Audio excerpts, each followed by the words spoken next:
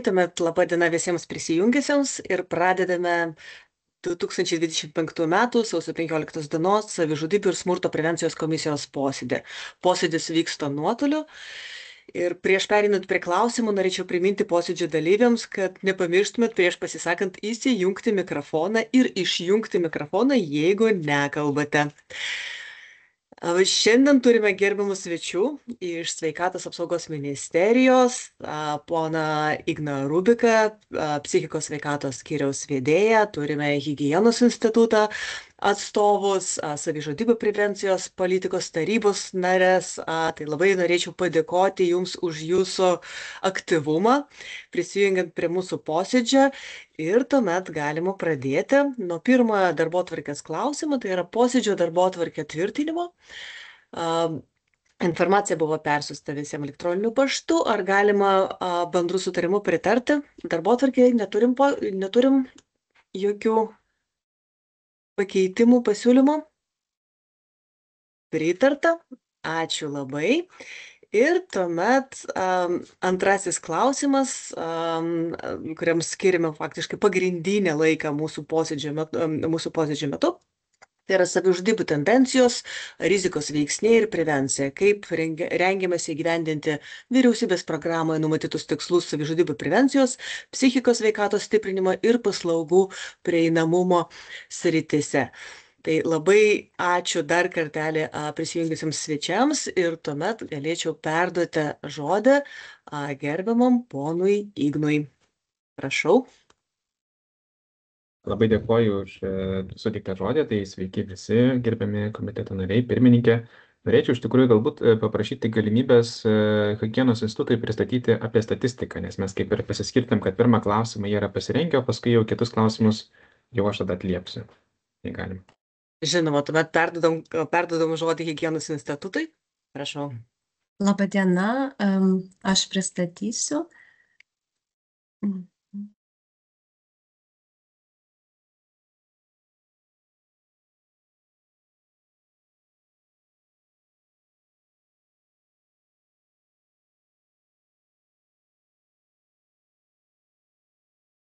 Pasitikslinu, ar matote prezentaciją, viskas gerai?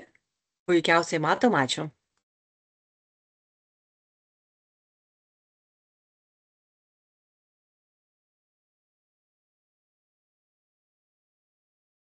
Pristatysiu savižudybių statistikos tendencijas Lietuvoje ir apie pradėtą duomenų stebėsenos sistemos kūrimą.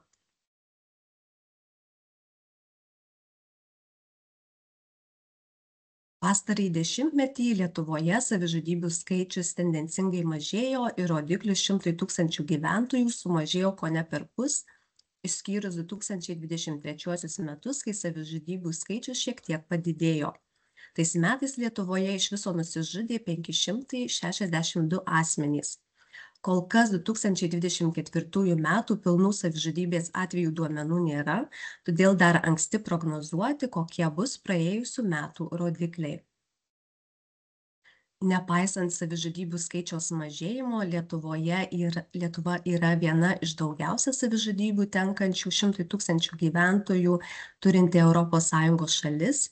Remiantis Eurostat duomenimis, 2021 metais savižudybių rodiklis mūsų valstybėje buvo beveik 2 kartus didesnis nei ES vidurkis.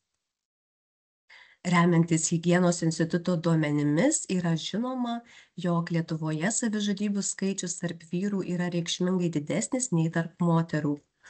2019–2023 metų laikotarpiu vyrų savižudybių buvo nuo 4 iki 5 kartų daugiau nei moterų.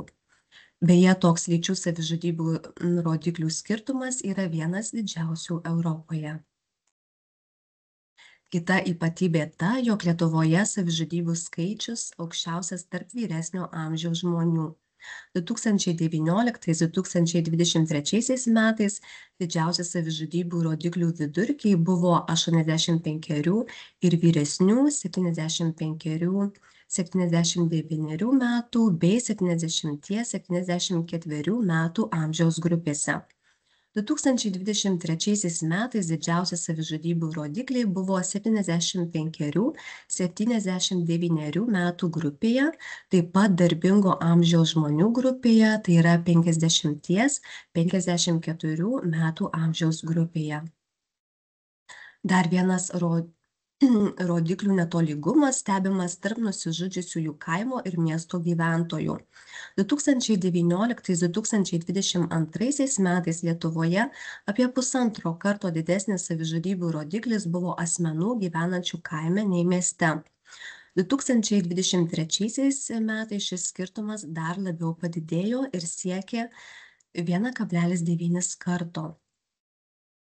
Nagrinėjant 2023 metus 23 metų savižudybių duomenis pagal amžiaus grupes, lytį, gyvenamą vietą, pastebėtina, jog savižudybių skaičius augo su asmens amžiumi, o didžiausias ir ryškiausias augimas buvo kaime gyvenančių vyrų. Didžiausias savižudybės rodiklis buvo kaime gyvenančių vyrų 75 ir vyresnių metų amžiaus grupėje. Taip pat išlieka regioniniai savižudybių skirtumai, stebint statistiką skirtingose apskrityse. 2023 metais didžiausi savižudybių rodikliai buvo fiksuoti Tauragės, Alytaus ir Telšių apskrityse. Dažniausias nusižudymo būdas yra pasikorimas. Jis sudaro apie 85% visų nusižudymo būdų. Tyčinis apsinuodijimas, tyčinis susižalojimas šaunamuoju ginklu ir kiti būdai sudaro daug mažesnę dalį. Higienos institutas šiuo metu bendradarbiaudamas su valstybine duomenų agentūra kuria stebėsenos sistemą, skirtą analizuoti plačiame kontekste su savižudybės grėsme susijusius duomenis. 2024 metais pradėta rinkti, sisteminti ir analizuoti duomenis valstybės duomenų valdymo platformos analitinėje erdvėje. Duomenys analizuojami pagal asmens lytį, amžių, socialinį statusą, ligų diagnozes, savivaldybės, asmens sveikatos priežiūros įstaigas, turint tikslą orientuotis į problematiškiausias tikslinės grupes ir teritorijas. Sistema leis stebėti savižudybės bei jos grėsmės atvejus, įskaitant bandymus nusižudyti, suicidines mintis ir tendencijas, paslaugų teikiamų esant savižudybės grėsmei operatyvumą, apimtis, tęstinumo užtikrinimą. Duomenys imami ir susiejami tarpusavyje iš mirties atvejų ir jų priežasčių valstybės registro, Sveidros, Sodros, gyventojų registro ir kitų šaltinių. Kadangi stebėsena apima platų duomenų rodiklių spektrą, projekto vykdymas reikalauja bendradarbiavimo, įskaitant įvairius sričių specialistus, gydytojus, programuotojus, duomenų analitikus, savižudybių prevencijos ekspertus. Pirmieji rodikliai buvo pristatyti Sveikatos apsaugos ministerijos suburtoje darbo grupėje. Atsižvelgiant į gautus pastebėjimus ir pasiūlymus, rodikliai koreguojami. Šiais metais numatoma tęsti diskusijas darbo grupėje, siekiant išgryninti rodiklius, kad jie būtų kuo informatyvesni ir praktiškai pritaikomi. Planuojame vidinių švieslenčių rezultatus aptarti nacionalinės savižudybių prevencijos politikos tarybos posėdžiuose, o visuomeniai kai kuriuos duomenis skelbti viešoje švieslentėje internetinėje erdvėje. Dėkoju už dėmesį.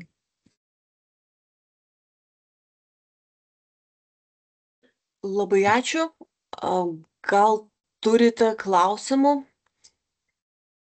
statistikai ir nurodyti informacijai, jeigu galima, aš tuomet iš karto užduočiau, gal mes diskusiją ir po to turėsim ir daugiau, paliesim šitą tematiką skaudžią Lietuvai.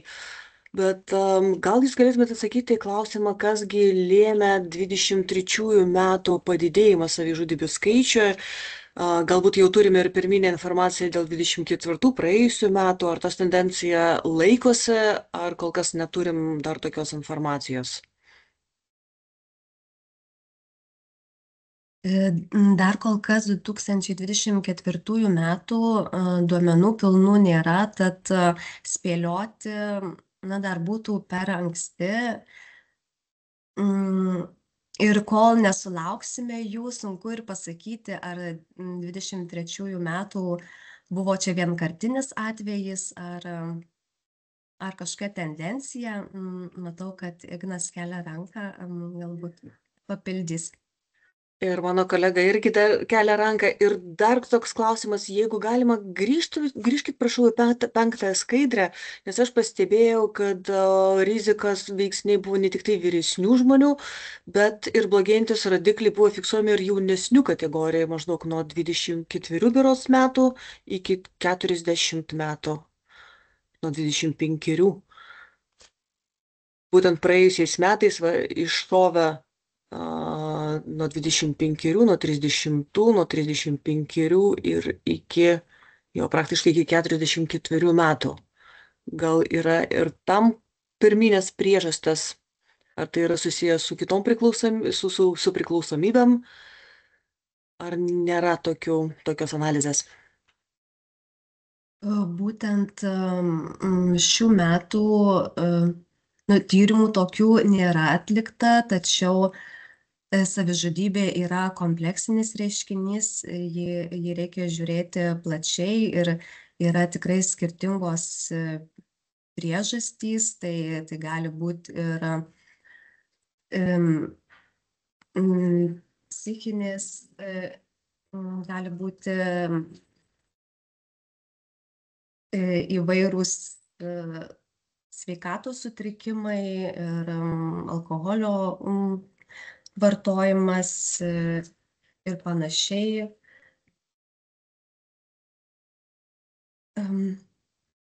Ačiū labai, gerbiama Rūta. Mindaugai, prašau.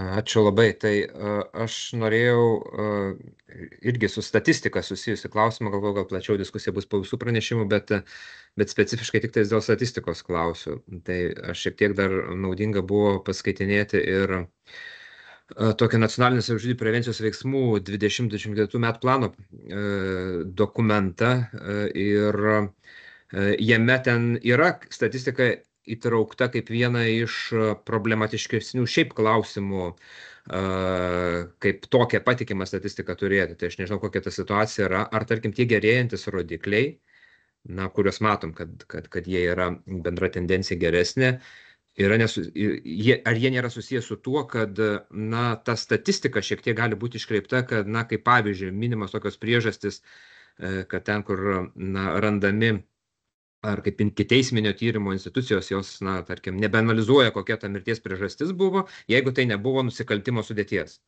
Ir kad dalis savižudiško, tarkim, to elgesio, jisai nėra traktuojamas kaip savižudybė, tarkim, yra nurašoma kažkokiam tai į kitas kategorijas. Ir ta tendencija tokių, tos priežasties neaiškumo skaičius jisai įvardiamas kaip augantis.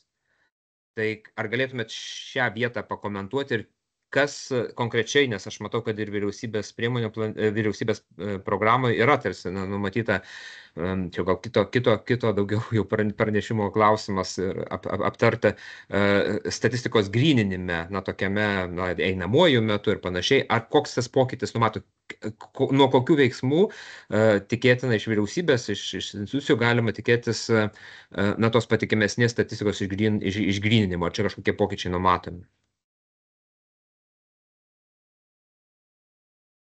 Labadiena, tai Sandra Getautė iš Higienos instituto, kadangi kolegė Rūta pristatė iš savižudybių prevencijos skyriaus, tai norėjusi dar tik tai patikslinti keletą momentų. Dėkoju gerbiamas kolega už klausimą. Tai atsakant ir į prieš tai buvusį klausimą, tai noriu patikslinti, kad mes neanalizuojam priežasčių iš to, ką klausė prieš tai. Ir šitie klausimai, kuriuos uždavė, tai labai tikslingi būtų atsakyti sveikatos apsaugos ministerijos atstovai. Tai Ignas kelia ranką, tai galvoju, Ignai, galbūt galėtum taip ir sureaguoti tęsiant diskusiją. Taip, tai labai ačiū.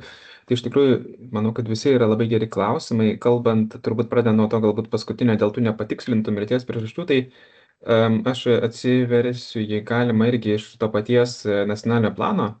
Jisai 23-26 metų čia redakcija atnaujinta, tik tai, kad antraštė nėra pasikeitusi.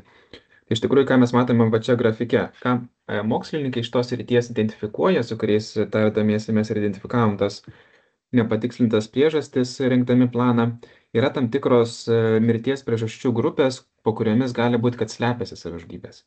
Ir vienas iš mūsų planuojama įvykdyti mokslinių tyrimų ir yra skirtas išgryninti tikslę tą statistiką. Šiai dienai tas tyrimas yra dar tik inicijuojamas, bet ką galime matyti, tai kad tam tikros kategorijos kaip R9699 paaugo maždaug 100 su trupučiu. Tačiau kitos kategorijos kaip X kategorijos sumažėjo ir atitinkamai ir Y kategorijos tų atvejų yra sumažėję. Tai bendrai, žiūrint per tą paskutinį 10 metų laikotarpį, nepatikslintų mirties priežasčių šitoje srityje yra sumažėję. Tai vien su tuo ir net ir apskritai su tuo sieti ir tikrųjų tų savižudybių nustatytų skaičiaus mažėjimo turbūt nebūtų galima. Tai manome, kad objektyviai situacija iš tos statistikos, kurią mes turime, kaip ir gerėja, bet mes galbūt dar nesame aptikę kitų savižudybės atvejų, kurie apskritai nebuvo iki šiol neidentifikuoti nei vienose iš tų dviejų šaltinių. Tai gali būti įvairiausi mirties būdai, jeigu jūs atsimenate tą grafiką, kurį Rūta rodė apie tai, kad 80 keli procentai yra dėl pasikorimo ir tai yra labai neįprastas proporcija skirtingose šalise, nes tiesiog pasikorimas yra atliekant teismo medicinos ekspertizę akivaizdžiausiai matomas iš fizinių ženklų, o kiti dalykai kaip apsinuodijimai, jie gali būti įvardinami kaip ir tyčiniai, kaip ir netyčiniai. Čia jau prasideda tas būtent intencijos nustatymas, arba, sakykime, kažkokios avarijos padarytos, arba kiti dalykai. Tai jau yra ir intencijos nustatymas, kur reikalingas papildomas procesas, kalbant apie tą psichologinį procesą analizę, tai yra tam koronerio funkcija skirta ir mes tą tyrimą planuojame inicijuoti, jau yra iš tikrųjų pradėti parengimieji darbai ir tikimės poros metų bėgyje jau pasiruošti pagrindus ir padaryti, kad mes turėtume tikslę statistiką. O dar toks klausimas, pane Ignai, o kaip palyginti su kitom valstybėm statistiką, nes aš jaučiu, kad tikriausiai kolegos kitose valstybės irgi susiduria su panašiais iššūkiais ir tarkim tas Slovenijos rezultatas įspūdingas blogąja prasme, ar jisai yra iš tiesų palyginami, tarkim, Lietuvos ar Slovenijos rezultatai su kitom valstybėm, kiek galim pasitikėti ir bendra statistika ES kontekste? Žinome, kad kai kurios vakarų šalis turi arba atlikusios vienkartinius tos koronerių tyrimus, arba turi kaip nuolatinį procesą, kaip, pavyzdžiui, Jungtinė karalystė, mano žiniomis, ir dalis jo neturi. Tai bet kuriuo atveju mes Eurostato skelbiamą viešą statistiką naudojamės, pakankamai pasitikim ją ir matome, kad Lietuva turbūt pirmą kartą iš tų visų lyginamųjų duomenų skelbtų 21 metais jų statistika yra, kad nebėra pirmoje vietoje ES pagal savižudybės ir, tai yra turbūt didelis pasiekimas Lietuvai kažkuria prasme, bet be abejo, ką mes matom taip pat, kad yra mažėja bendras ES savižudybių skaičius bendrai. Tai iš esmės mes kaip ir vejamės tą ES vidurkį, bet reikia turbūt dar labiau pasitengti, jeigu norime realiai pavyti, nes jisai irgi progresuoja iš toje srityje.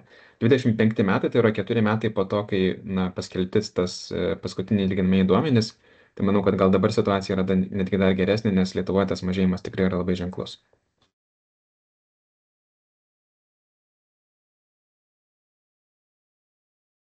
Panašu, kad daugiau klausimų statistikai neturim, tuomet galim pereiti ir perduoti jum Ignai pratesti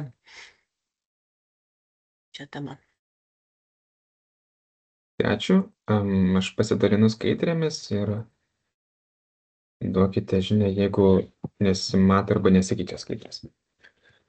Tai savižudybių prevencijos srityje galima taip labai grubiai skaidyti tą sistemą į dvi dalis, tai yra prevencijos sistema, nors pati sritis savižudybių prevencija imponuoja kaip ir prevencija, tačiau jinai apima ir pagalbos sistemą, tai yra kaip mes užkirtam kelią pakartotiniam savižudybėm arba savižudybės realizavimui iki galo, kai susiduriam su atveju savižudybės mėginimo, tai jau įsijungia pagalbos sistema, kaip mes padedam žmogui po to, kai jau pradedama teikti specialistų pagalbą.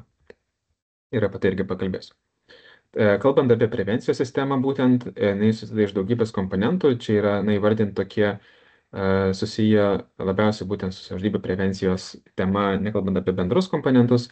Tai yra visų pirma yra savižudybių prevencijos mokymai, vadinamieji vartininkų mokymai, kurias galbūt esate girdėję. Tai kaip tik mes išskaidėme tokias 3 grupės, tai yra baziniai mokymai, grėsmės intervencijos mokymai, kurie yra ilgesni, ir įvadiniai mokymai, kurie yra šiuo metu pradėti rengti ir jie bus skirti jau tikrai plačiai visuomeniai susipažinti su baziniais principais savižudybių prevencijos srities. Taip pat yra labai svarbus psichikos sveikatos raštingumo mokymo dalis, kur žmonės geriau pažįsta savo psichikos sveikatą, tam tikrus savižudybės rizikos veiksnius. Ir atitinkamai bendras psichikos sveikatos raštingumas, kurie atspindi pagalbą savo, psichikos sveikatos informacija ir raštingumas. Taip pat psichikos sveikatos ambasadorių programa, tai yra skirta psichikos sveikatos stigmos mažinimui, kas labai yra svarbu, kalbant apie pagalbos kreipimąsi, tiek iš artimųjų pripažinimą, kad reikia pagalbos jų artimajam, kuris patiria savižudybės grėsmę, tiek ir pačių žmonių patiriančių savižudybės grėsmę, nebijojama kreiptis pagalbos. Viena iš tokių konkretesnių intervencijų šitai sričiai, tai yra savižudybių prevencijos koordinatoriai savivaldybėse, nauja intervencija. Taip pat žemos lenkščio psichologinės gerovės paslaugos, kurias galima teikti anonimiškai, nereikia jokių medicininių indikacijų tam. Ir taip pat siekiant informuoti visuomenę apie savižudybių prevenciją, jau eilę metų yra įgyvendinama komunikacijos kampanija po prekės ženklu Tu esi ir veikia tinklalapis tuesi.lt, kuris yra plačiai lankomas žmonių, kurie susiduria su šiomis problemomis ir tiesiog ieško pagalbos, patarimo arba patikimos informacijos apie savižudybės grėsmę ir prevenciją. Ir tokia kaip universali intervencija labai svarbi yra gyvenimo įgūdžių programa mokyklose, kur taip pat savižudybių tema buvo integruota kaip viena iš bazinių temų, kurias yra dėstamos. Nacionalinis savižudybių prevencijos veiksmų planas iš esmės apibendrina visus arba daugelį planuojamų pokyčių šioje sistemoje. Jis buvo atnaujintas 23 metų spalio 9 dieną. Ir tie 5 tikslai, tai apima, kaip ir minėjau, tas pirminės prevencijos vykdymą, savižudybės rizikos veiksnių neigiamo poveikio mažinimas, tada savižudybės grėsmės atpažinimas. Pati sistema veikia taip, kad savižudybė yra retas atvejis, bet jinai turi tam tikrus signalus, kurie yra siunčiami dažniausiai žmogaus iki to įvykio. Tai yra mintis tam tikros, išsakomas nerimas susijęs su šitais klausimais, tada atsiranda ir planavimo etapas, ketinimai. Ir tiesiog kiekvienas iš tų etapų yra irgi tam tikrą rizikos lygį vis aukštesnį turi ir pastebėti tos ženklus ir nukreipti tuomet pagalbos yra viena iš funkcijų, kurį gali atlikti tik tai plačioji visuomenė. Specialisto nepastatys prie kiekvieno žmogaus. Tam yra reikalingas atpažinimo elementas. Tada yra būtent jų pagalbos teikimo sistema pati, kaip veikia sveikatos priežiūros sistema, psichiatrija, psichologai teikiant pagalbą. Yra nusižudžiusių ir mėginusių nusižudyti asmenų artimųjų visa pagalba, tai yra būtent jau kaip mes dorojame su tais vadinamais šalutiniais efektais, tai iš esmės aplink esančių žmonės labai stipriai paveikia savižudybę ir tai gali būti ir vienas iš pagrindinių savižudybės rizikos veiksnių jautiems artimiesiems, jie irgi žymiai tada dažniau mėgina žudytis. Ir 5 aspektas, tai yra būtent, kaip ir buvo minėta, mes vis dar tikslinam statistiką, nes tai iš tikrųjų dėl įvairių priežasčių yra sudėtingas pamatuoti reiškinys. Nauja intervencija praeitų metų pradžioje priimtas aprašas, tai yra savižudybių prevencijos koordinatoriai savivaldybėse. Buvo parinktas darbo grupės ir praeitais metais jau pradėjo veikti 20 savivaldybių, įsisteigė tokius koordinatorius. Tai iš esmės nėra visiškai nauja, bet tai yra tęstinumas ir plėtra to, kas vyko iki šiol. Tai turbūt vienas pirmųjų tokių iniciatyvų tai buvo galbūt jums girdėtas Kupiškio rajone įgyvendintas algoritmas, dar beveik jau prieš 10 metų, kurio dėka pavyko labai stipriai sumažinti savižudybių skaičių tame rajone, sutelkiant tarp institucinės pajėgas ir taip pat ypatingai verslo, nevyriausybinių organizacijų, ekspertų atskirų. Ir tuomet savivaldybėse pradėjo kurti savivaldybės lygmens algoritmai. Vieni turėjo tam tikrus pajėgumus, kiti neturėjo papildomų pajėgumų. Tikrai tai mes kaip ministerija remiame tas pastangas ir leidžiame savivaldybėms per visuomenės sveikatos biurus finansuotis tokius koordinatorius, tai iš esmės tos algoritmo įgyvendinimo tokius kaip ir garantus, kad jie siektų, kad viskas tinkamai veiktų tiek ir nacionaliniu lygmens ta pagalba savivaldybės įstaigose, tiek ir savivaldybės pačios tam tikros iniciatyvos tarp institucinės irgi veiktų. Tai koordinatoriaus funkcijos yra tokios kaip prevencija, tai yra pasirengti tinkamai reaguoti savižudybių mėginimo žudytis atvejus, intervencija, tai yra organizuoti pagalbą po mėginimo žudytis arba savižudybės įvykio, tai yra ir postvencija, didinti specialistų kompetencijas ir teikti metodinę pagalbą, kad gerėtų gebėjimas reaguoti visų bendruomenės, šviesti visuomenę ir vykdyti to reiškinio stebėseną, generuoti vietinės įžvalgas dėl veiklos tobulinimo. Toliau tada yra savižudybių prevencijos mokymo nauja sistema, kuri taip pat buvo priimta tik tai prieš mėnesius trupučiu. Tai yra darbo grupės parengtas ir atnaujintas aprašas, kuris būtent to vartininkų mokymo modelį naują įgyvendina. Tai yra išskirti tie trumpieji ir ilgieji mokymai.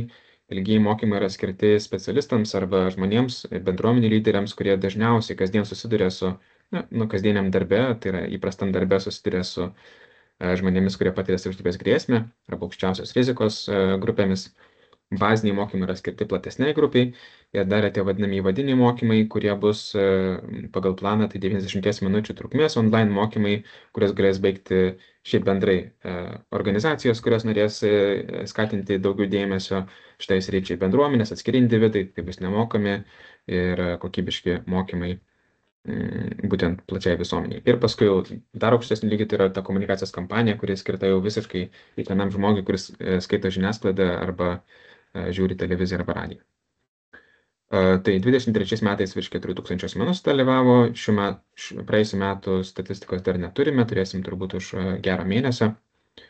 Na ir paties modelio pokyčiai, tai yra geresnė paslaugų kokybė per konkrečias naujas mokymo programas, didesnis poveikis, nes bus kviečiama visų pirma prioritetas teikiamas tiksliniam grupėm, kurios susiduria su tais asmenėmis ir paskui bus kviečiami bendrai, kas nori žmonės ateiti dėl smalsumo, sakykime, įtraukimas kitų sektorių kaip vidaus reikalų ministerijos pavaldžių įstaigų, švietimo, socialinio, teisingumo sektoriaus.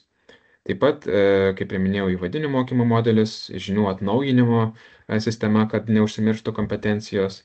Ir europinis projektas taip pat yra su to susietas, kuris skirtas instruktorių parengimui ir mokymų organizavimui.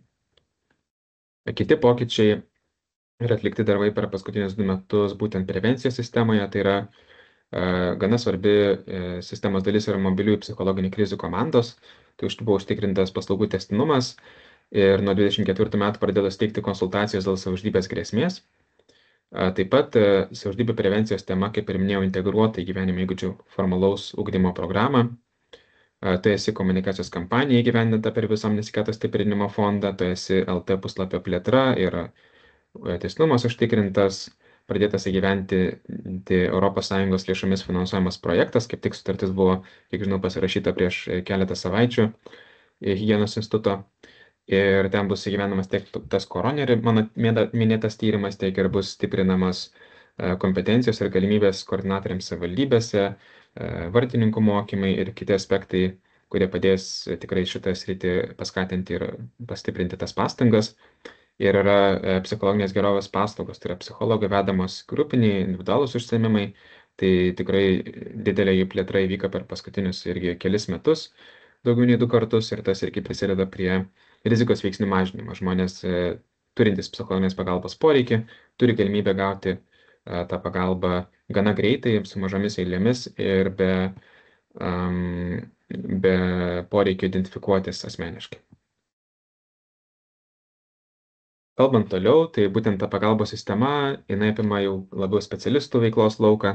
Tai mes pagrindinis dokumentas šioje srityje yra nacionalinės savižudybių prevencijos pagalbos algoritmas arba pagalbos teikimo tvarka, apie kurią dar truputį papasakosiu. Tada yra specializuotos terapijos, tokios kaip ASIP terapija asmenims po mėginimo nusižudyti, specializuoti metodai kaip KEMS, dialektinė elgesio terapija, mentalizacija grįsta terapija, įvesta neseniai nauja paslauga specializuotos psichologų konsultacijos ir kita.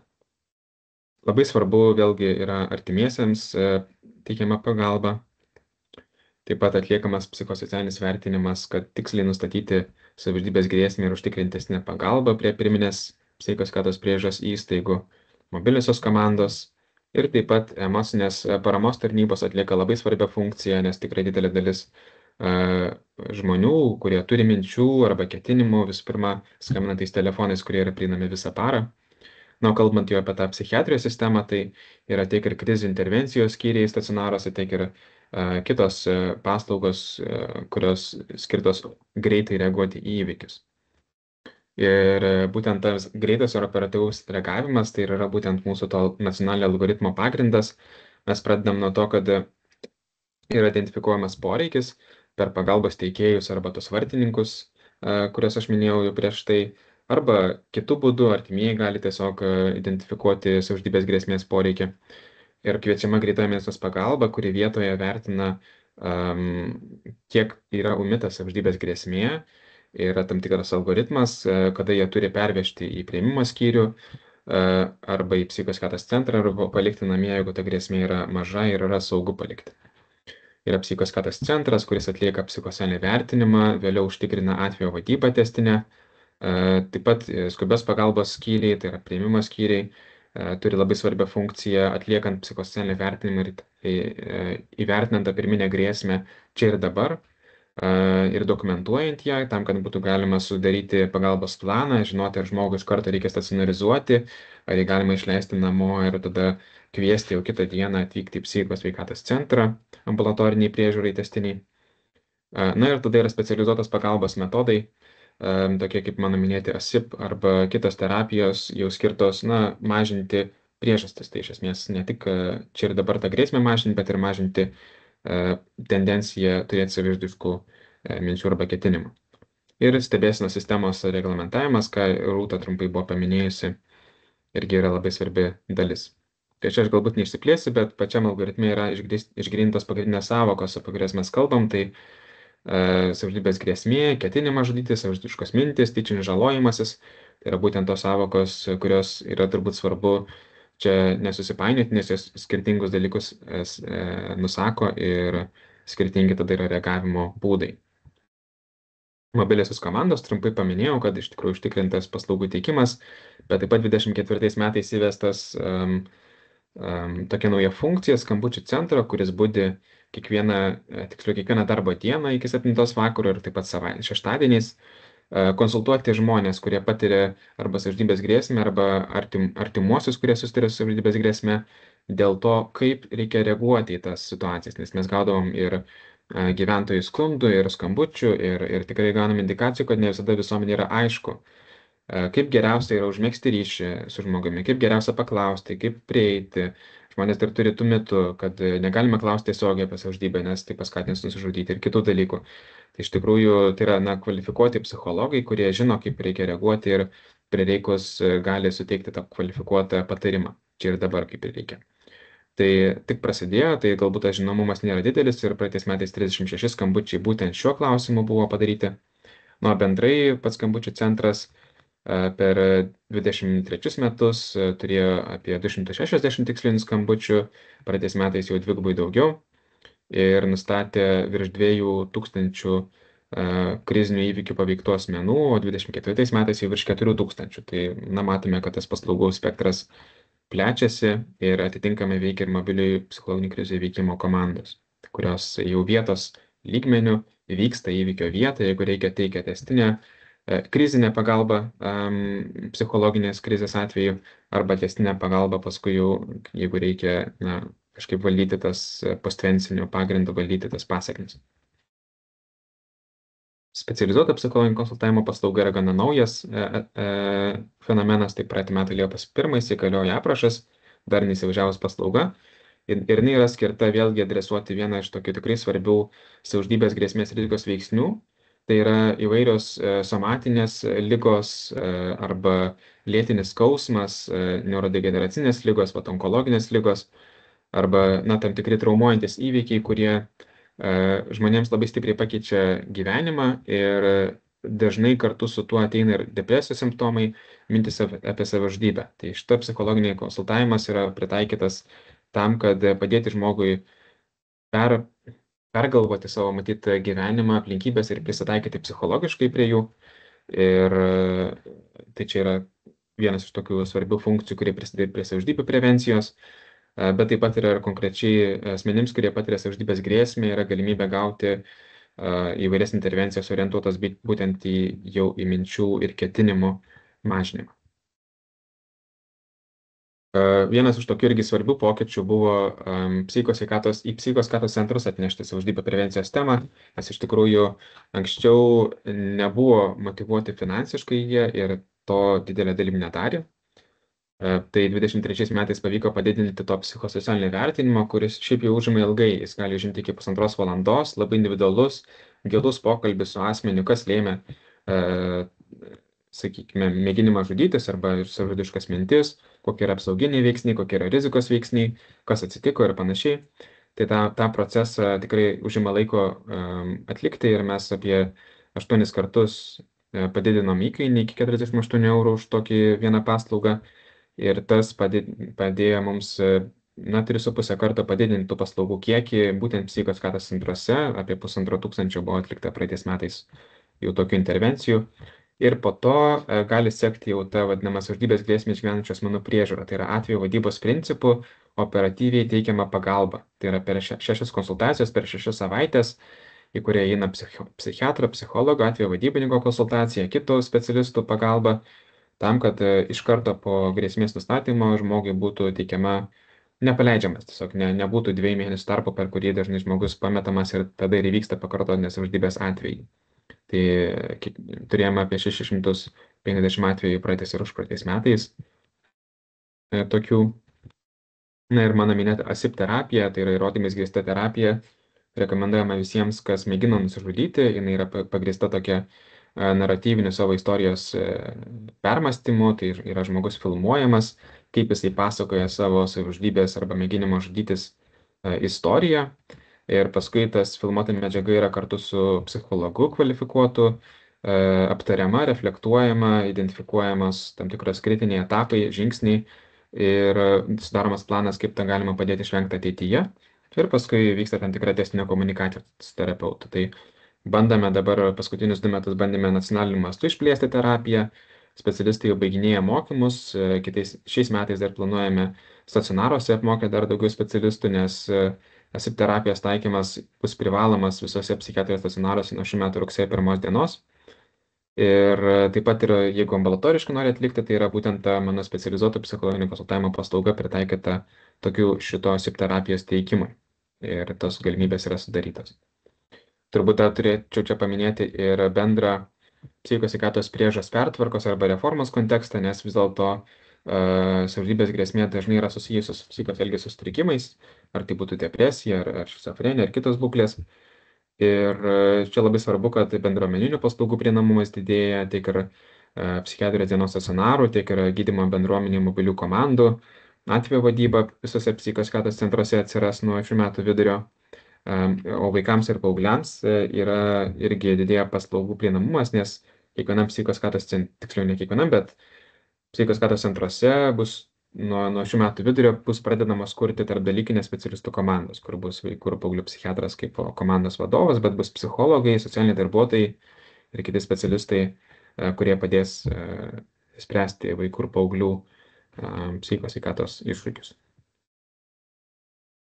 Na ir kiti pokyčiai, tai 24 metais, kaip ir Rūta buvo papasakosi, mes pradėjom tokią iniciatyvą, kur iš tikrųjų tą algoritmo veikimą norime stebėti kiekviename kritiniam žingsnyje, tai yra ar žmogus GMP buvo tinkamai perduotas į priėmimo skyrių, ar priėmimo skyrius atliko savo funkciją atliekant psichosocialinį vertinimą ir perduodant toliau asmenį, ar ten, kur perdavė toliau asmenį, jo neišleido per anksti, arba apskritai apsilankiais tenais psichikos sveikatos centre, ar buvo suteikta testinė priežiūra psichikos sveikatos centre, taikytos specializuotos intervencijos, nes kiekvienas šitas žingsnis ištai mažina pakartotinės savižudybės riziką. Ir jeigu mes turime gerai veikiančią grandinėlę, tada mes turime geriausią tikimybę, kad mažinsim savižudybių skaičių. Tai šią dieną mes tokios detalios ir iki įstaigos lygmens statistikos neturime, bet kuriame stebėsenos mechanizmą, kuris mums leistų tą daryti, identifikuoti dideliu detalumu tas problemas ir paskui jas spręsti, jau kalbant su konkrečių įstaigų administracijomis, savivaldybėmis ir panašiai. Tai toks yra tikslas iš to algoritmo, plus identifikuoti ir platesnius rizikos veiksnius. Ir tas yra pradėta daryti praeitais metais. Taip pat, kalbant apie pagalbą nusižudžiusių asmenų artimiesiems, tai jau dabar 3 metus planuojame, kad vyks tokia mokymų kursas psichologams, kaip tinkamai konsultuoti, kaip prieiti, kaip išmanyti tas problemas, su kurias susiduria nusižudžiusių asmenų artimieji, nes iš tikrųjų tas poreikis yra, savižudybės paliečia tikrai nemažą dalį Lietuvos visuomenės, tik tai yra šiek tiek nematoma problema ir jinai dažniausiai vyksta specialisto ir paciento santykyje ir labai svarbu, kad psichologai atpažintų ir gebėtų teikti tinkamą pagalbą. Tai tikimės, kad jau po šių metų mokymų didžioji dalis tų psichologų tikrai bus apsimokę ir jau galės atliepti tuos lūkesčius ir poreikius. Buvo toks irgi lūkestis išsakytas iš įvairių socialinių partnerių, kad būtų labai operatyviai reaguojama į savižudybės atvejus savivaldybėse. Tai mes sužinom, kad registrų centras maždaug 2-3 dienos po įvykio užregistravimo gali pateikti duomenis ministerijai arba higienos institutui tiems, kurie būtų atsakingi už tam tikro reagavimo veiksmų koordinavimą. Bet kol kas dar ne visai yra aišku, kaip mes galime panaudoti tos tiksliai duomenis, nes tai nėra duomenės su asmens duomenimis. Tai čia reikalingi dar būtų papildomi gana reikšmingi reguliaciniai pokyčiai šitoje srityje. Ir reikėtų tikrai identifikuoti tuos tikslus.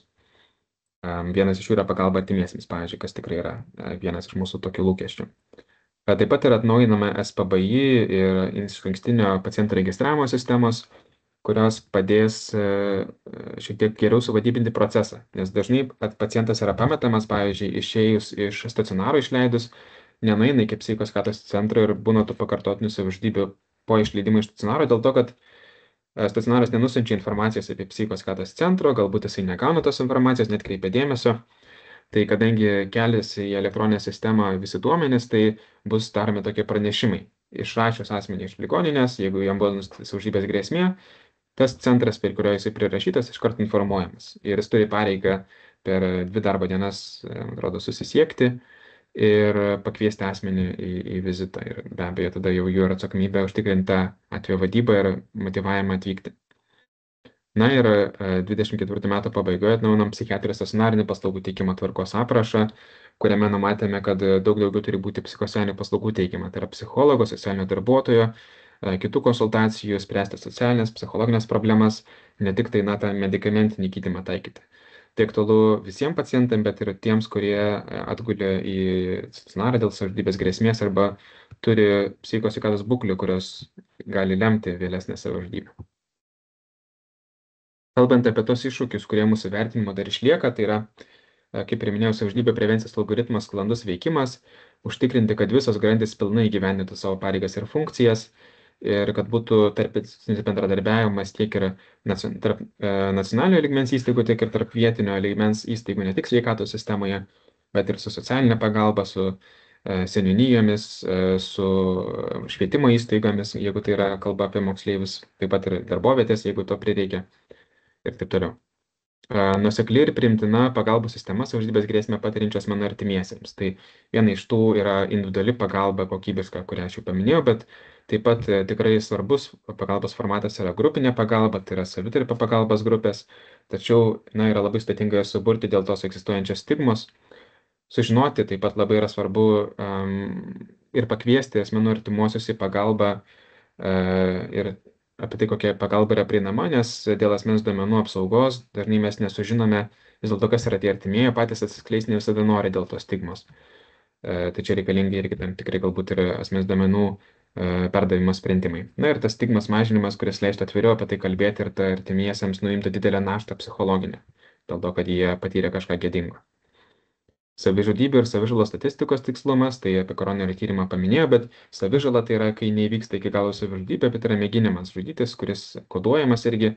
Ir čia iš tikrųjų mes jau turime tokį preliminarų tyrimą, kad labai dažnai medicinos dokumentų aprašymuose galima nuspėti, kad buvo savižalos atvejais, bet jisai neatsispindi kodavime. Tai reiškia, kad statistikoje mes nematome didelės dalies faktų, kurie realiai įvyko, bet buvo netinkamai sukoduojami. Ir čia turbūt tikrai reikia plačiau tą daryti, nes Lietuvoje savižalos atveju statistika yra žymiai žemesnė, negu turėtų būti pagal savižudybių atveju, proporciškai pagal kitų šalių patirtį. Tada, kaip ir minėjau, specializuotų metodų prieinamumo trūkumas, į dialektinės elgesio terapijos, ypatingai ribinio asmenybės sutrikimą turintiem asmenim, bet ir kiti.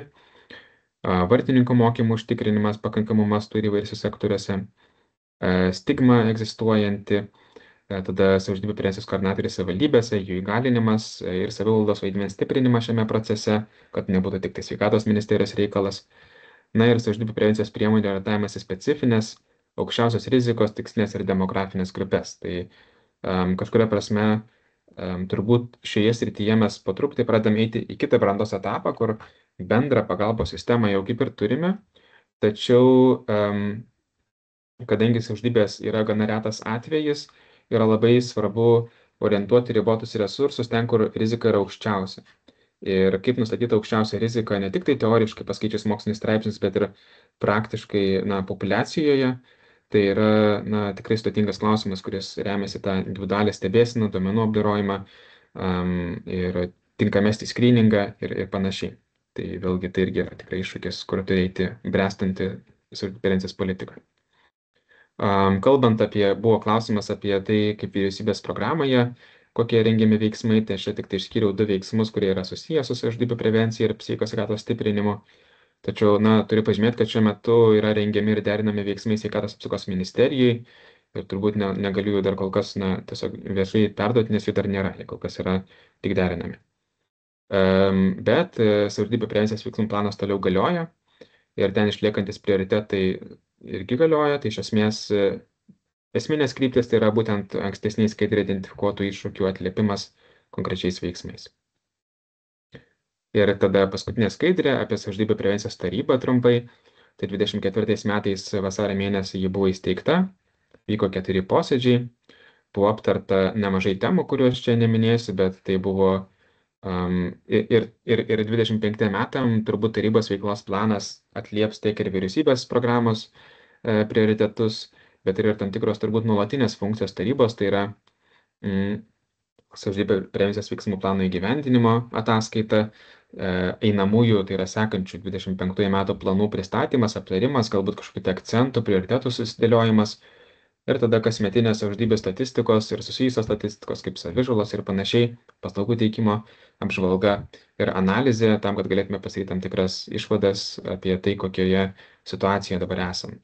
O toks jau konkretus darbas, tai tikrai norime su taryba aptarti patobulintas tas algoritmo stebėsenos korteles, kad galėtume pradėti tokią detalę stebėseną, kaip veikia mūsų sistema ir kokie yra rizikos veiksniai. Tai dėkuoju išdėmesį. Ačiū labai, matau, kad yra keliančių ranką, prašau, gerbiamas Mindaugai.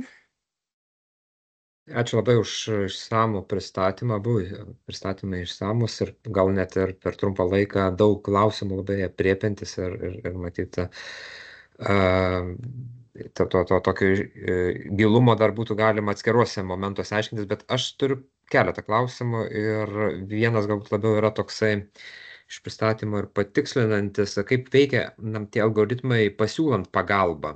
Nes tarsi konstatuojama, kad bandę žudytis ir nusižudžiusių artimieji, nėra linkę kreiptis pagalbos. Tai, tarsi jie patys neieško pagalbos. Bet aš taip suprantu, kad jiems yra pasiūloma, gal ne visais atvejais, gal ten pagal sudėtingumą atvejais, tai ir ar iš tų pasiūlymų yra stebima, kad jie atsisako vis tiek, ar vis dėlto paliekama tai, kad jie patys turi ir ieškotos pagalbos, kreiptis jos. Tai kaip veikia čia tie algoritmai, ar yra kažkokiais jau, kada jie, suprantama, gal yra ir privalomumo kai kurie aspektai, bet jeigu taip kategorizuojama, kad jau bandė žudytis, nelinkę ieškoti pagalbos, tai suprast, kad čia nėra lengvas ir paprastas tų paslaugų, ne tik prieinamumas, bet ir įtikinamas, kad jų reikia, gal paslaugų yra, bet sudėtinga jas įtikinti, kad tai būtų naudinga tiems, kam jų reikia. Tai vienas, matyt, klausimas. Antras klausimas būtų, ar yra koks nors atliekamas taikomų priemonių veiksmingumo monitoringas?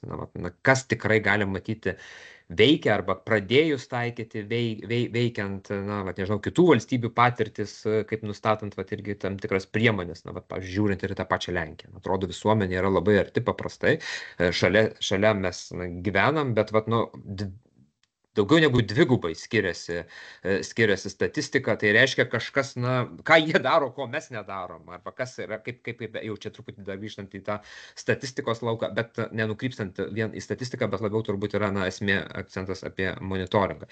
Ir trečiasis klausimas, taip tiesiog toks jau bendresnis labai, kur jūs, kaip specialistai dirbantis ir ne vienerius metus, savižudybių prevencijos ir pagalbos teikimo srityse, mūsų valstybėje dega tos raudonos lemputės. Kur, ar ten resurso klausimas yra svarbiausias, ar prieinamumo kažkuriuose vietose, kame yra, ta tokia aštriausia vieta, nes kad ir mums, komisija apsibrėžiant tos kadencijos laikotarpį, kur mes galim būti talkininkai, ar ir, derantis ir dėl biudžetų būsimų ar panašių dalykų, jeigu yra tas pokytis reikalingas, tai kur jisai yra svarbiausias, nes, nežinau, kiek, pavyzdžiui, tenka matyti, kad irgi iš tos nacionalinio plano apžvalgos, pavyzdžiui, šeimos gydytojai tokie kaip yra, tarsi statistika yra tokia, kad, didelė dalis, kurie asmenys, kurie nusižudo, jūs pateikėte, kad per metus ten buvo kažkokia 60 ar 80% kontaktų su gydytojais. Netgi dar tam tikra penktadalis ten buvo, kad paskutinį mėnesį net kontaktavę. Tarsi kažkokie yra, gal net ir požymiai, ar tie atpažinimo, aš suprantu, kad yra daug ir mokymų, ir jūs apie juos kalbėjot, bet apie tą raudonų lempučių klausimą tikrai būtų labai svarbu, kad ir kur galėtumėm ir tą politinę pagalbą, kaip sakyt, teikti ir iš mūsų jau kaip komisijos pusės. Tada gal galėčiau atsakyti, pirmininkė? Žinoma. Gerai. Tai kalbant apie pirmą klausimą, apie tą pagalbos pasiūlymą patiems asmenėm, kurie patyrė savižudybės grėsmę, tai iš tikrųjų šitoje vietoje labai dažnai tie žmonės tiesiog atvyksta į priėmimo skyrius su kažkokia tai patirta, arba fizinio sužalojimo, arba kažko tokio, ar tai būtų apsinuodijimas, ar kas, ir tada tiesiog jiems yra, teikiama skuboji pagalba, ir dalis iš jos tai yra tas psichosocialinis vertinimas. Tai mano žiniomis, tai psichosocialinis vertinimas nėra galbūt dalis būtinosios pagalbos, tai reiškia, kad tai nėra prievartinės paslaugos, tai žmogus pats gali atsisakyti, tai nėra priverstinio hospitalizavimo dar indikacija savaime. Nors savižudybės grėsmė yra savižudybės indikacija, tačiau, psichosocialinis vertinimas bet kuriuo atveju turi vykti bendradarbiaujant su pacientu. Tu negali išklausti jo apie priežastis, išsiaiškinti ir geranoriškai sukurti bendrą pagalbos planą, jeigu jisai nenorės to. Tai šitoje vietoje ta pagalba yra prieinama per sveikatos priežiūros įstaigas.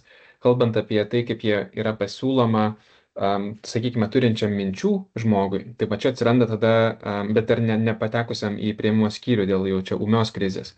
Tai čia atsiranda tas vartininkų vaidmo, kur jie turi pastebėtas mintis ir vienas iš kompetencijų tai yra užmegzti ryšį, pasiūlyti pagalbą ir nukreipti specialistus. Tai kartais yra palydėjimas iš rankos, kartais tai yra parekomendavimas, kur galima kreiptis ir panašiai. Tai šitie dalykai, matyti, yra tokie esminiai. Tai tie vartininkai, tai sakau, gali būti ir artimieji, bendruomenės nariai, bet taip pat ir mokyklose yra labai svarbu, kalbant apie jaunimo savižalą, socialinių paslaugų įstaigos ir kitur. Kalbant į antrą klausimą kalbant dar apie artimuosius, kaip nukreipti pagalbą artimuosius, tai čia iš tikrųjų yra iššūkis, nes kur yra kontaktas sistemos, tai jeigu artimieji atvyksta su pačiu žmogumi, kuris mėgina žudytis arba turi savižudybės grėsmę, tai kaip ir kas tie, kurie yra frontline workers, tai iš esmės GMP darbuotojai, policijos darbuotojai, kartais priėmimo skyriaus darbuotojai, jie pamato tą artimąjį, bet jie neturi jokio formalaus santykio, nes teikia pagalbą ne jam, bet tam jau pacientui. Tai, kiek žinau, buvo iniciatyvos ir galbūt mane galės patikslinti, ar Higienų institutas ar kažkas kitas, dalinti tiesiog tam tikrus lankstinukus, kad jie galėtų perduoti lankstinukus su visom pagalbos galimybėm tiem artimiesiam. Dabar ar tai iniciatyva tęsiama šią dieną nepasakysiu turbūt, tai nebent Sandra žinai. Mes prieš kurį laiką iš tikrųjų turėjom susitikimus tiek su greitosios medicinos pagalbos, policijos, bendrojo pagalbos centro atstovais ir kalbėjom, kaip yra, jeigu, tarkime, tarnybos jau atvyksta ir yra įvykęs savižudybės įvykis ir šalia yra žmonių, tai vat kokia ta pirmoji pagalba yra teikiama.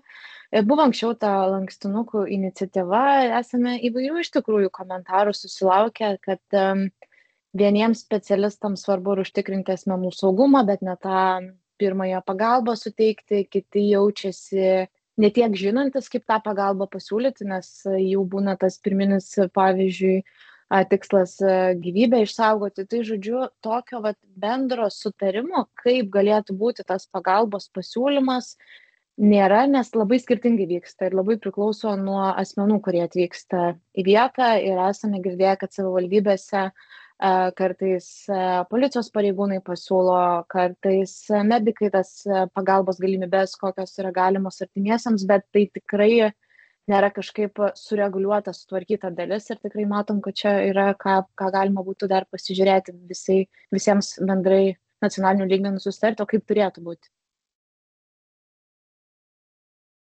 Ir dabar pratęsiant galbūt dėl veiksmingumo monitoringo tuomet, tai šioje vietoje analizuodami mokslinius tyrimus šioje srityje beveik nėra mokslinių tyrimų, kurie pagrįstų savižudybių prevencijos veiksmų ir intervencijų veiksmingumą galutiniam rezultatui, tai yra mažesniam savižudybių skaičiui, nes savižudybė yra retas reiškinys ir tiesiog tokių mokslinių tyrimų praktiškai nelabai yra publikuojama, dėl to, kad ir kontrolinė grupė sudaryti yra kartais sudėtinga ir tai turi paimti labai platų spektrą, sakykime, šokį regioną ar kažką tokio. Bet kas yra daug rezultatų, tai yra apie tarpinius tam tikrus rodiklius, tokius kaip, pavyzdžiui, ir pasikeitė dalyvavusių mokymuose dalyvių nuostatos į savižudybės mitus, į jų pasirengimas padėti, jų kompetencija užmegzti ryšį ir panašiai. Tai tokie dalykai yra matuojami.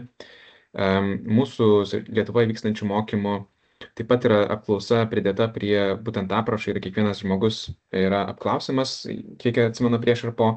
Tačiau tos apklausos matyti yra tobulintinas pats formatas, tai tą mes diskutuojam irgi dabar su Higienos institutu ir bandysim tobulinti, kad tas klausimynas būtų kuo optimalesnis, kalbant apie tos mokymus. Kalbant apie pagalbos sistemą, tai čia iš tikrųjų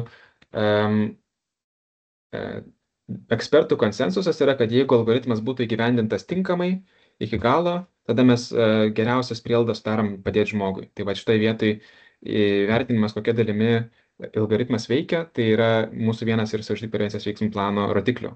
Kokia dalis yra kritinių klaidų padaroma grandinėlėje, kurios lemia, kad žmogus iškrenta iš sistemos. Tai tas yra toks kaip ir vienas iš veiksmingumo monitoringo.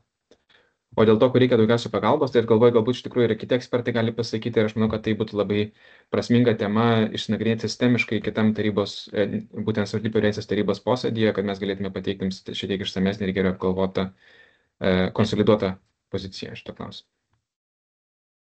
Ačiū labai ir perduodu žodį gerbiamai poniai Valijai iš tarybos nariai. Labai diena, ačiū pirmininkė. Tai ačiū už išsamius pristatymus ir kadangi pati esu praktikė ir tikrai turiu nemažai pastebėjimų, vykstu įvairius Lietuvos miestus, turiu nuolatinius susitikimus su įvairių sričių specialistais, vedu mokymus, supervizijas ir taip pat pati teikiu pagalbą žmonėms, kurie turi minčių apie savižudybę, ketina nusižudyti arba nusižudžiusi artimiesiems. Tai tikrai norėčiau keletą pastebėjimų. Ignai, ačiū Jums, labai išsamiai pristatėte, kas yra numatyta, kokie veiksmai numatyti gyvendant prevencijos sistemą ir tikrai ten yra labai daug svarbių komponentų ir mokymai, ir teisės aktų įgyvendinimas, ir kokybės, reiškia, stebėsena, viskas yra puiku. Tačiau pažiūrėkime, kaip tai gali veikti realybėje ir turbūt vienas dabar iš svarbiausių klausimų prie tikrai tų labai svarbių komponentų, kurie yra išgryninti ir turėtų veikti mūsų šalyje, kas vyksta, kad jie veikia nepakankamai. Ir drįstu tą sakyti ir gerbiamas Mindaugas ir klausė apie tai, ką čia galime padaryti, kad tai veiktų. Tai, turbūt pradėkime nuo to, apie ką jau esu kalbėjusi šiame, reiškia, savižudybių ir smurto prevencijos komisijos posėdėje prieš keletą mėnesių. Ir dar kartą noriu tą pakartoti, jau praėjo 2 metai nuo to, kai įsigaliojo Igno minėtas sveikatos apsaugos ministro įsakymas dėl pagalbos teikimo savižudybės grėsmę patiriantiems, savižudybės krizę išgyvenantiems ir išgyvenusiems asmenims. 2 metai praėjo. Šitame dokumente pagalbos teikėjais įvardinami ne tik sveikatos priežiūros specialistai, bet ir švietimo ir socialinės srities, darbuotojai. Ir dar kartą primenu, kad rengiant šitą teisės aktą, Igno iniciatyva buvo susirinkę visų ministerijų, kurių pavaldume yra pagalba teikiantis specialistai.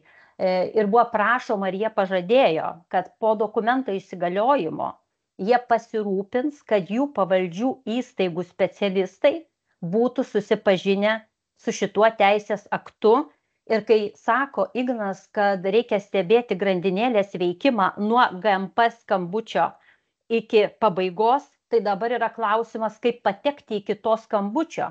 Tai reiškia, specialistai turi žinoti teisės aktą ir sužinoję, išgirdę apie savižudišką ketinimą, neatiduoti vaiko tėvams teikti pagalbą arba sakyti, kad pasikalbėkite su vaiku arba užmegzkite artimesnį emocinį ryšį, o nedelsiant susijęti su pagalbos teikėjais, kurie numatyti teisės akte, apie kurį kalbame. Tai šiandien drąsiai sakau, švietimo ministerija šito pažado neištesėjo ir prieš keletą mėnesių aš tą patį sakiau ir buvo švietimo ministerijos atstovai ir žadėjo dar kartą grįžti prie to klausimo. Kiekvieną mėnesį susitinku su skirtingų savivaldybių pedagogais, kaip paminiu šitą teisės aktą, jie tikrai sako, kad apie jį nėra girdėję. Tai su socialinius darbuotojais šiek tiek galbūt yra švelnesnė situacija, yra socialinių paslaugų įstaigų savivaldybėse, kurios yra susipažinę, bet čia yra turbūt klausimas numeris 1, kaip gali veikti nuostabiai parengtas teisės aktas, prie kurio dirbo ministro suformuota komanda 1,5 metų, jeigu specialistai per 2 metus taip ir nežino šito teisės akto. Tai čia pirma dalis. Kita dalis, kaip reaguoti į tuos iššūkius, kai teisės akte aprašytos pagalbos, tos visos grandys neveikia ir ypatingai, kai mes kalbame apie privačius psichikos sveikatos centrus, kurių finansavimas yra iš teritorinių ligonių kasų, tačiau pasitaiko taip, kad savivaldybės teritorijoje specialistams sprendžiant šitos klausimus, kodėl žmonės negauna pagalbos, kai yra savižudybės grėsmėje, psichikos sveikatos centrų administracija net nesiteikia su jais kalbėtis, sėsti prie stalo ir spręsti problemų. Tai ką daryti sužinojus apie tokius atvejus? Taip pat, kas dar yra labai svarbu, kad, ką minėjo Ignas, jog ir buvo klausimas apie nusižudžiusius artimuosius, ar ne? Tai čia yra 2 niuansai. Vienas niuansas, kaip mes pasikalbame specialistai pagalbos teikėjai su tais artimaisiais pirmame kontakte, nes šoko būsenoje vien skrajučių padavimas, kaip suprantame, yra mažai veiksmingas ir čia yra apie specialistų kompetencijas, ar ne? Kita dalis yra apie teisės aktus ir va čia, manau, labai yra svarbi dalis. Pradžioj bent jau kalbėkime apie nusižudžius artimuosius, kurie patys neretai gali dėl įvykusio šito tokio traumuojančio įvykio patekti savižudybės grėsmę, kad nepažeisdami teisės aktų nuostatų būtų galima pasiūlyti proaktyviai pagalbą nusižudžius artimiesiems ne tik to kontakto metu, kai fiksuojama savižudybė ir ten būna GMP policijos pareigūnai, kartais ugniagesiai gelbėtojai, bet ir eigoje, jau po laidotuvių, ar ne, įvairiuose gedėjimo etapuose. Tai va čia tikrai yra ir teisės akto klausimas. Ir dar kas yra labai svarbu, na štai Ignas mums parodė tokius duomenis, kad 2024 metais atlikta 1438 psichosocialiniai vertinimai. Tai čia truputėlį pabandykime matematiškai paskaičiuoti. Jeigu sakysime, kad, na taip, suapvalintai Lietuvoje per metus nusižudo 600 žmonių, tai Pasaulio sveikatos organizacija sako, kad vidutiniškai vienai savižudybei tenka nuo 10 iki 20 mėginimų, o apie ketinimus ir savižudiškas mintis net ir Pasaulio sveikatos organizacija nedrįsta prognozuoti, bet sako, kad jų yra gerokai daugiau. Tai reikštų, kad mūsų šalyje pernai, vadovaujantis šitais duomenimis, mėgino nusižudyti nuo 6,000 iki 12,000 žmonių ir visiems jiems pagal teisės aktą, jeigu jie būtų patekę į specialistų rankas, privalėjo būti atliktas psichosocialinis vertinimas ir taip pat psichosocialinis vertinimas turėjo būti atliktas dar mažiausiai 12,000 ketinančių nusižudyti skubos tvarka pagal skubios medicinos pagalbos teikimo įstatymą ir tarkime dar tiek pat, kurie turi minčių. Tai matematika labai paprasta. Apie 30 000 turėjo būti atlikta psichosocialinio vertinimo, o atlikta 1438.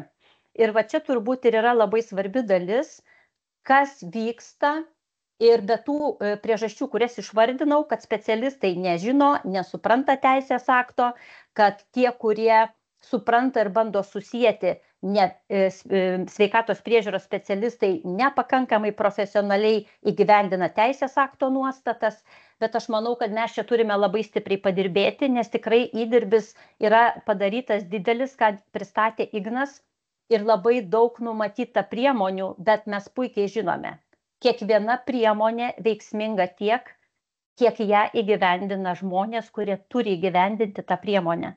Tai čia klausimas mums visiems ir ateičiai, ir šiandien pagalvojimui, ką mes galime padaryti, kad iš tiesų teisės aktai, nesakau, kad visais atvejais, bet bent 50% atvejų suveiktų, specialistai būtų pasirengę profesionaliai reaguoti ir išmanytų teisės aktus. Ačiū. Labai ačiū gerbiamai ekspertai. Aš manau, kad kelia ranką dar ir gerbiamą profesorę Nedą Žemaitienę. Aš irgi turiu klausimą, bet po to jį užduosiu. Prašau. Tai gal jūs užduokite tą klausimą, nes iš esmės, gal aš tik tai paplėtoti dar šiek tiek pasakytas mintis ir keletą kitų išvalgų norėčiau pasakyti.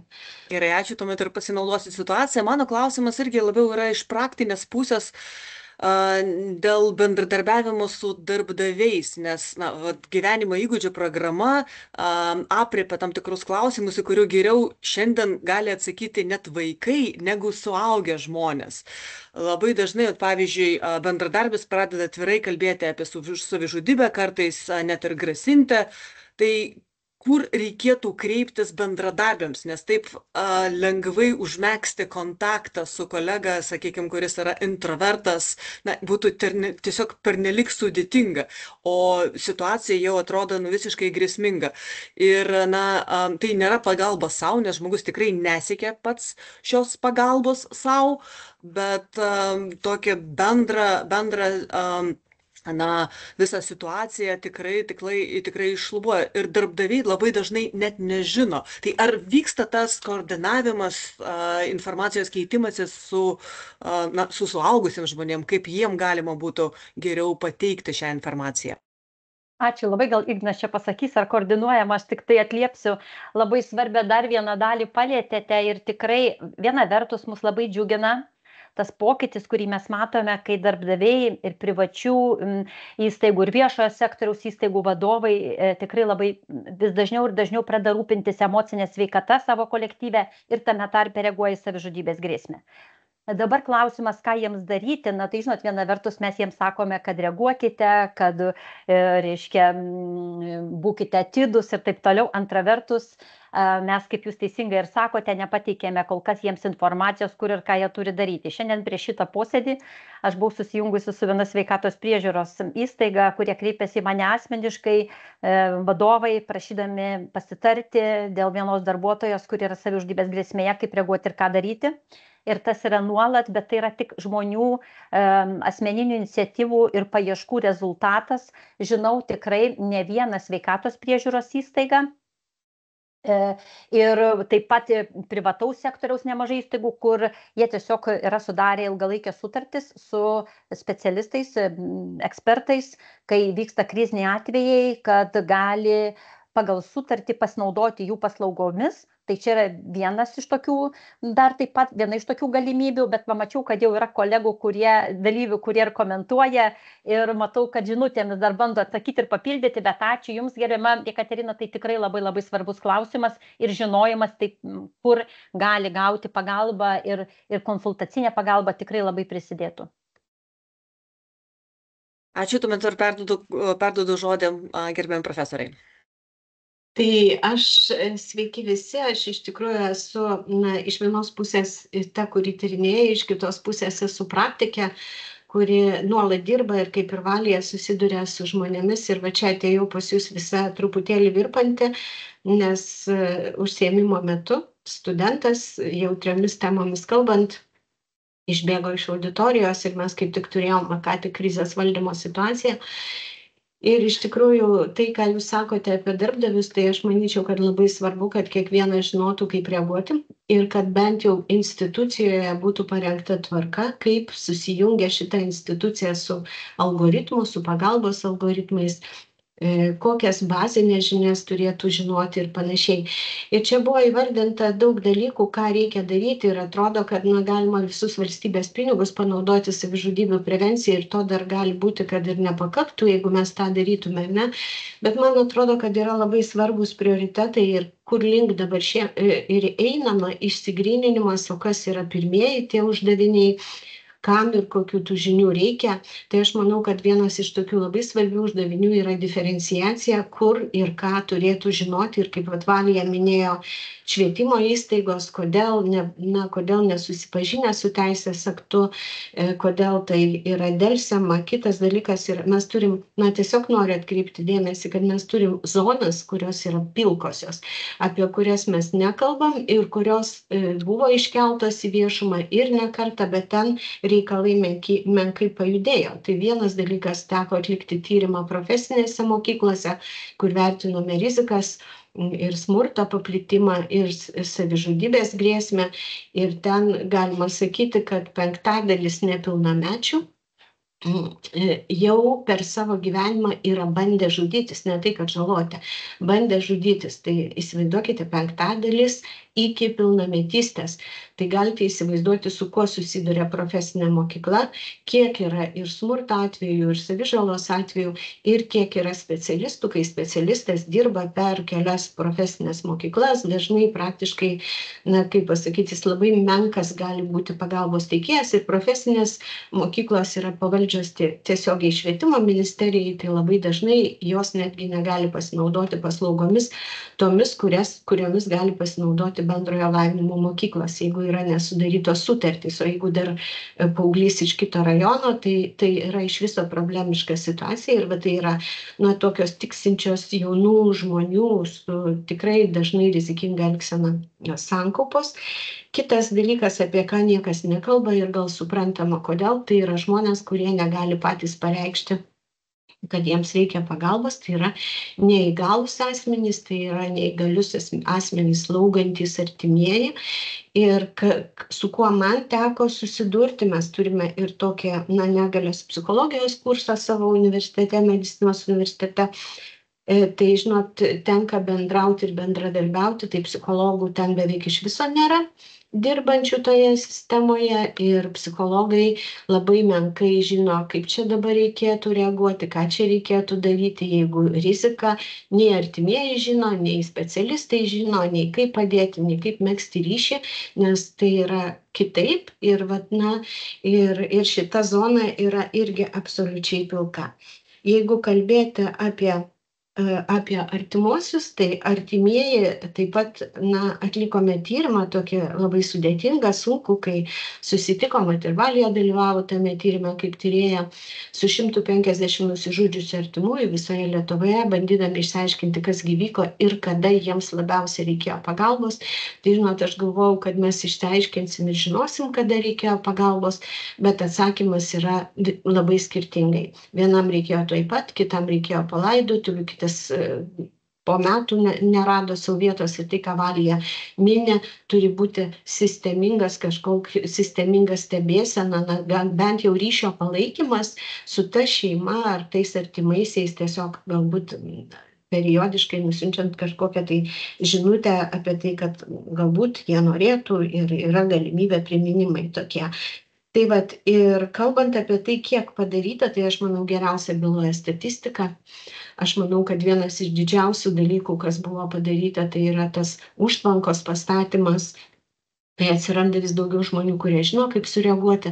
Ir mūsų mokymuose irgi, tikriausiai kiti kolegos irgi turi daug pavyzdžių, bet mokymuose dalyvauja ir virtuvės darbuotojai kartais, kai kuriuose regionuose ir pardavėjas, kurios sako, čia tokių klientų aplinkui yra. Tai man atrodo, tai yra ta pati tikslinė grupė, bet kur ypatingai reikia gero parengimo, tokio tikrai labai konstruktyvaus parengimo, tai priešakinės linijos. Tai yra šeimos gydytojai, tai yra slaugytojai, tai yra vadybininkai, tai yra koordinatoriai. Aš manau, atsirinkti šitos prioritetus yra nepaprastai svarbu ir tada labai tikslingai į juos taikytis ir investuoti, kad jų kompetencijos būtų tikrai tokios, kokios reikia. Ir kalbant apie koordinatorių savivaldybių, aš manyčiau, taip tai nėra patraukli sritis. Ir tada ateina kas nors, kas dirba dar 3 vietose ir gerovės paslaugas teikia kitame rajone ir 2 rajonus aptarnauja, tai tada tikrai labai mažai tikėtina, kad toks koordinatorius gali apriepti ir koordinuoti. Tai čia labai norėtųsi atrankos, bet kad būtų atranka, tai tam reikia sukurti patrauklumą. Tai va, tai galėtume tikriausiai kalbėti labai daug, gyvenimas labai įdomus, bet tuo pačiu jis yra ir toks, kuris keičiasi gerąją linkme, ko tikrai neteko matyti dirbant šitoje srityje jau apie 30 metų, tai per pastarosius metus tikrai įvyko proveržis. Labai džiugu girdėti, ačiū ir perduodu žodį poniai Sandrai Getautaitei. Pone Sandra, prašau. Norėjusi papildyti ir higienos instituto veiklų, nes tikrai apsiėmėme ir praėjusiais metais tokį bendruomenės telkėjų vaidmenį, komunikuojant tu esi.lt klausimais, bendradarbiavom ir su nuomonės formuotojais, siekiant paskatinti žmonės kreiptis pagalbos, išdrįsti kreiptis pagalbos ir turėjome susitikimus tiek su profesinių mokyklų, aukštųjų mokyklų atstovai, su bendruomenėmis, kokios yra patirtis, kaip sekasi. Tikrai išgirdome ne kartą, kad tikrai yra poreikis tokių susitikimų, patirčių pasidalinimų, daugiau sužinoti, kur vienoje vietoje galima rasti informaciją. Tai norisi pasakyti, kad tos bendruomenės nepamirštos ir mes irgi stengiamės, kiek galime dirbdami visuomenės sveikatos srityje dėl visuomenės sveikatos biurų konteksto, kadangi dalyje vyksta savitarpio pagalbos grupės nusižudžiusiųjų artimiesiems. Tai taip pat irgi buvome parengę kreipimąsi su rekomendacijomis, nes išgirdome iš biurų, kad neretai žmonės ir nesikreipia dėl stigmos, ypatingai mažesnėse gyvenvietėse, kur daugiau žmonės vieni kitus pažįsta, kur gali būti ir nuslepiamos priežastis dėl žmogaus mirties. Tai kokios yra galimybės paviešinti tą veiklą grupių, kaip pakviesti, kaip paskatinti, ir užsienio šalių praktikų buvom įtraukę. Ir paminėjo dar gerbiama Nida savižudybių prevencijos koordinatorių darbą. Tai noriu paminėti, kad higienos institutas taip pat buvo parengęs ir gairės koordinatoriams, kad kai įsigalioja teisės aktas, būtų daugiau aiškumo, kaip dirbti, kur rasti informaciją. Tai ir vyksta reguliarūs susitikimai ir supervizijos. Tai kadangi Ignas taip daugiau aptarė tos politikos formavimo darbus, tai mes tikrai darbuojamės ir su įgyvendinimu, atkreipdami dėmesį, kur atrodo tikrai reikia tos mūsų įtrauktas. Labai ačiū. Prašau, Mindaugai. Atsiprašau, Ignai buvo pirmas. Prašau, Ignai. Ačiū. Tai aš labai trumpai tik noriu labai iš tikrųjų pagirti higienos institutą už tai, kad jie daro labai daug šitoje srityje ir tikrai stengiasi, inovacijas diegia ir tikrai labai daug pastangų deda ir labai dideli pagalbininkai ir lyderiai. Bet dar vieną dalyką, kuris galbūt buvo praleistas, kad kalbant apie jūsų, Jekaterina, klausimą darbdaviams, tai iš tikrųjų dabar tik tai prasidėjo šiais metais, bet 1815 konsultuoja, kaip reikėtų elgtis tokiais atvejais ir jie atsiliepia čia ir dabar, darbo bent jų metu jie dirba, perskambina vėliausiai ten per pusvalandį, kiek žinom, bet dažniausiai atsiliepia čia ir dabar ir tikrai gali padėti tiesiog ant ragelio, jie yra įpratę, yra kompetitingi, konsultuoti, kaip reikia elgtis. Tai iš tikrųjų čia galėtų būti vienas iš tų sprendimų, kurį tiesiog manau, kad reikia viešinti, nes 36 skambučiai tai yra juokas, matyt, palyginus to, kiek iš tikrųjų yra poreikio. Žinoma, ačiū. Prašau, Mindaugai. Tai ačiū labai. Aš tiesiog dar vieną tokį techninį klausimą turiu.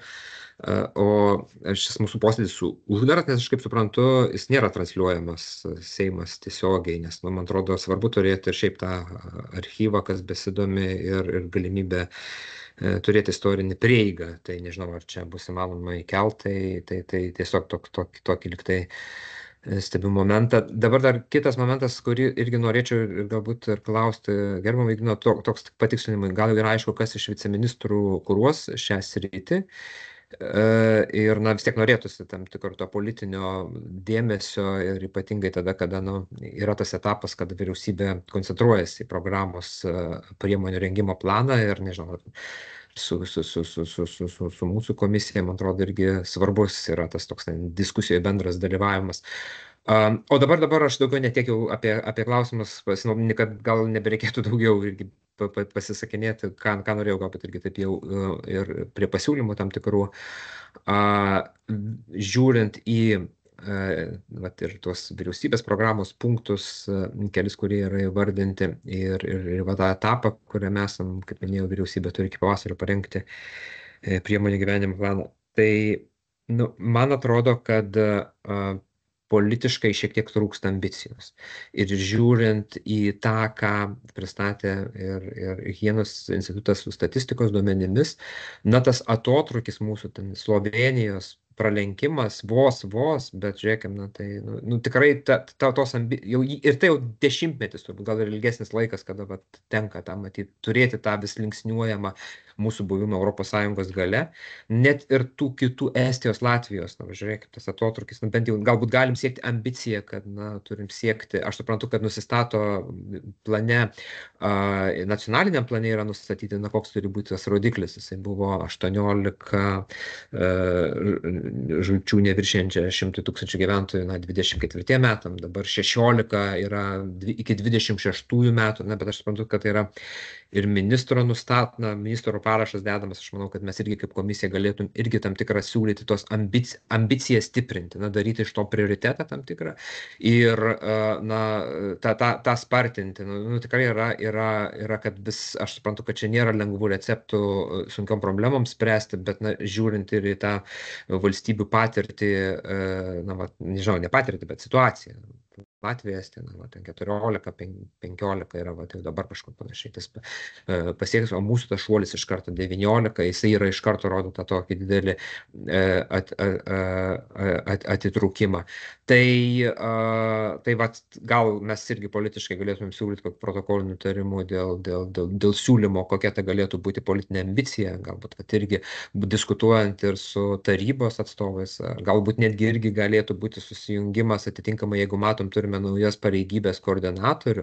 Aš kaip suprantu, visose savivaldybėse jie turi būti, dabar paminėti yra 20 ir jūs minėjote, kaip sudėtingai jie yra surenkami, ir tie patys 20 turbūt yra, kuriem yra ne pirmas prioritetas klausime. Tai vėl tame reguliavime, gal čia yra iššūkis praktinis, kiek tie žmonės mato savo vaidmenį ir panašiai. Tai čia gal galėtų ir būti ir toks, jeigu tame prasmė yra, tai turbūt būtų gerai, kad tie žmonės ir būtų ir vykdytų. Tai gal galima, pavyzdžiui, mes paskirti vieną iš posėdžių, susijungti su tais koordinatoriais, turėti irgi tam tikrą kokį pasikalbėjimą, jeigu matytume tam tikslą, o ten, kur nėra tų koordinatorių dar paskirtų, tai raštą kokį savivaldybių merams, kad toks diena yra planuojamas ir jūs dar nesate paskyrę, galbūt galėtumėte, tiesiog paraginimas tą atlikti ir komplektuoti. Aišku, nesinorėtų, kad tai būtų tik tais formalumas, bet tą pokytį judinti. Jeigu buvo ankstesnėse ir kadencijose, kurie dirbo ir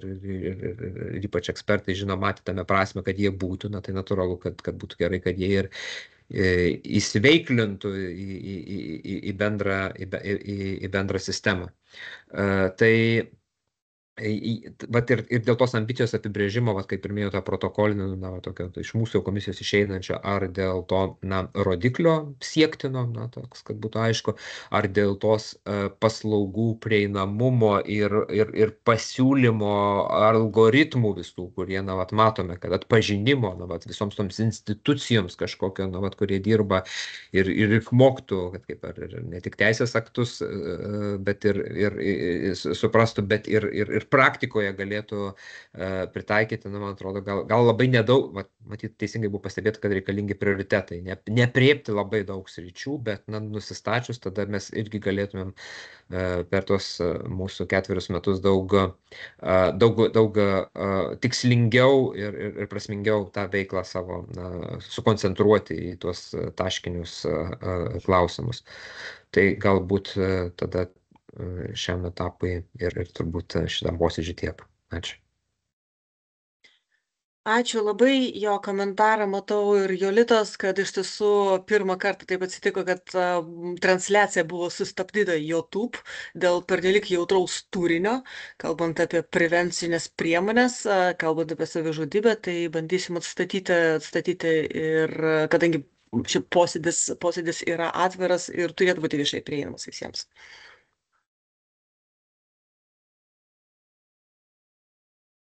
O kalbant apie bendradarbiavimą, tai aš tikrai jo norėčiau palaikyti gerbiamą kolegą, kad iš tiesų mes iš savo pusės irgi labai norėtume palaikyti tą tamprų ryšį ir jeigu jūs matysit, reikėtų paklausti tiesiogiai, ko mes galėtume dar būti papildomai naudingi, galbūt ir iš neteisėkūros pusės, bet iš tiesų norėtumėm labai aktyviai dalyvauti ir siekti tų ambicingų tikslų, sakykime, ir prevencijos srityje, ir siekiant, kad Lietuva atsikratytų tos etiketės, bent jau per artimiausius 5-10 metų laikotarpį, kad mes jau galėtume sužibėti kitokią statistiką ir kitokiais atspalviais. Ir kadangi mes dar turim 5 minutės pagal darbotvarkę, tai labai norėčiau dar padėkoti tarybos nariams už aktyvų dalyvavimą ir paklausti, galbūt kas nors dar norėtų sureaguoti. Galbūt norėtų pasidalinti idėjomis, palinkėjimais mūsų komisijai, galbūt Seimui, užaktualizuoti vieną arba kitą aspektą. Prašau, Sandra. Kaip tik kalbėjote apie bendradarbiavimą, pristėjimo galimybės, tai norisi pastebėti iš mūsų darbo, kas tikrai labai svarbu praėjusiais metais, tai kadangi vykdom žiniasklaidos monitoringą, tai darbas su žiniasklaidos priemonėmis yra labai svarbus, siekiant skleisti prevencinę žinią, žiniasklaidos darbas informuoti visuomenę, tai kadangi ir jūs esate labai matomi, duodate daug interviu, tai visos žinutės apie savižudybių prevenciją, paskatinimą kreiptis pagalbos, paskatinti norėti gyventi visada yra laukiami. Mes patys susitinkame su redakcijomis, akcentuojame Pasaulio sveikatos organizacijos rekomendacijas, kaip pranešti apie savižudybės, kad kuo labiau mažinti imitacinių atvejų skaičių, tai tikrai komunikacija viešoje erdvėje yra labai svarbi prevencinė priemonė. Tik padėkoti, norėčiau, nebekeliu rankos, labai ačiū komisijos nariams ir už tokį įsigilinimą į temą ir už tikrai tokį labai konstruktyvų šios dienos pasitarimą. Ir aš tikrai kalbu save, bet manau, kad man pritars ir kiti kolegos, kad dešimtmečiais, kurie jau darbuojasi ir tikrai mes pasiruošę, suprantame prasme, suprantame, kokia sunki yra šita tema ir kaip sunkiai pavyksta pasiekti kad ir mažiausius apčiuopiamus rezultatus, koks ilgas čia yra procesas. Ir šitame procese tikrai po vieną mes nieko nepadarysime, tai tik iš įvairių sričių ir institucijų susitelkę mes galime tikėtis pasiekti tai, apie ką ir kalbate, bent priartėti prie mūsų kaiminių valstybių statistinių rodiklių. Tai tikrai labai ačiū Jums už įsitraukimą tokį aktyvų, už pasiūlymą bendradarbiauti ir tikrai aš taip pati su malonumu tikrai planuočiau keliauti toliau labai kryptingai ir labai nuosekliai. Ačiū Jums. Ačiū, ponia Ignai. Aš taip pat norėčiau prisidėti prie padėkų komisijai už palaikymą. Labai bus svarbus šitame ateinančių 4 metų procese, kad mes galėtume pasiekti rezultatus. Ir taip pat labai dėkoju Ekspertizės tarybos nariams, kurie čia dalyvauja ir nedalyvauja, už tą geranorišką bendradarbiavimą. Artimiausiu metu, kaip ir minėjome, mes tada susitiksime aptarti mūsų siūlymą dėl tų prioritetų. Ir aš savo ruožtu perduosiu tada ministerijos vadovybei tiesiog tą jūsų lūkestį dėl tos ambicijos didinimo, kad tas atsispindėtų. Tai be abejo matosi ir vyriausybės programų, ir ministrės preliminariai prioritetas psichikos sveikatos tema numatyta, bet akcentuoti būtent šią sritį, tai manau, kad taip pat yra tikslinga.